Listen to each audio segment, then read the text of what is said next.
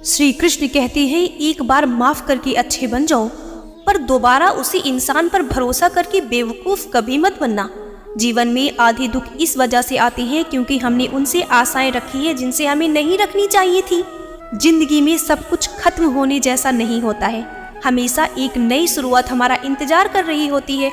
लोग कहते हैं अपनों के आगे झुक जाना चाहिए, किंतु सच बात तो ये है, जो अपने होते हैं वो कभी झुकने नहीं देते हैं। अपनी पीड़ा के लिए संसार को दोष मत दो, अपने मन को समझाओ, तुम्हारे मन का परिवर्तन ही तुम्हारे दुखों का अंत है। ये सच बात है कि भूल करके इंसान कुछ सीखता है, परंतु इसका ये मतलब नहीं है कि वो जीवन भर भूल करता रहे और कहे कि नहीं हम तो बस सीख रहे हैं। अगर कोई मनुष्य हमारे साथ बुरा कर रहा है तो उसे करने दो, ये उसका कर्म है और समय उसके कर्म का फल उसे जरूर देगा।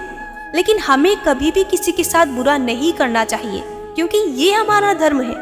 एक बार की बात है, एक छोटी सी गांव में एक युवा लड़का अपने गरीब माता पिता के साथ रहता था, जहां आर्थिक संकट के दिन चलना सामान्य था।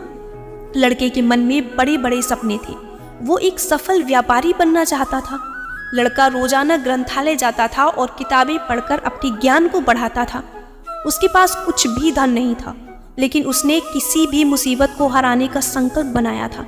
उसने एक छोटे सी दुकान में काम करना शुरू किया और अपनी मेहनत और समर्पण से अपनी कमाई बचाने लगा। वो दिन रात मेहनत करता, धैर्य रखता और निरंतर अपने लक्ष्य की ओर बढ़ता रहता। लड़के के माता पिता उसकी सामरिकता और परिश्रम को देखकर गर्व महसूस करते थे और उसे हमेशा समर्थन देते थे।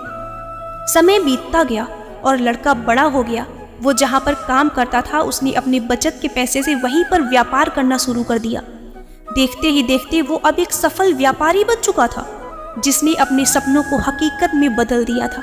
उसने अपनी दुकान को बड़ा कर दिया, कर्मचारियों को रखा और अपने व्यापार को नई ऊंचाइयों तक पहुंचाया।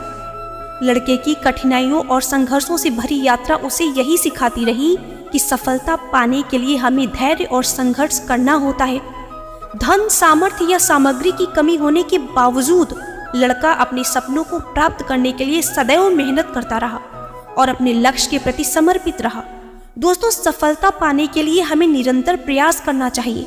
हमें अपने सपनों को प्राथमिकता देनी चाहिए और उन्हें हासिल करने के लिए हमेशा मेहनत और समर्पण दिखाना चाहिए। चाहे जीवन के किसी भी क्षेत्र में हो आप, संघर्ष और परिश्रम हमारी सफलता की मुख्य चाबी होती है। आज के लिए बस इतना ही। नमस्कार। जय श्री कृष्ण।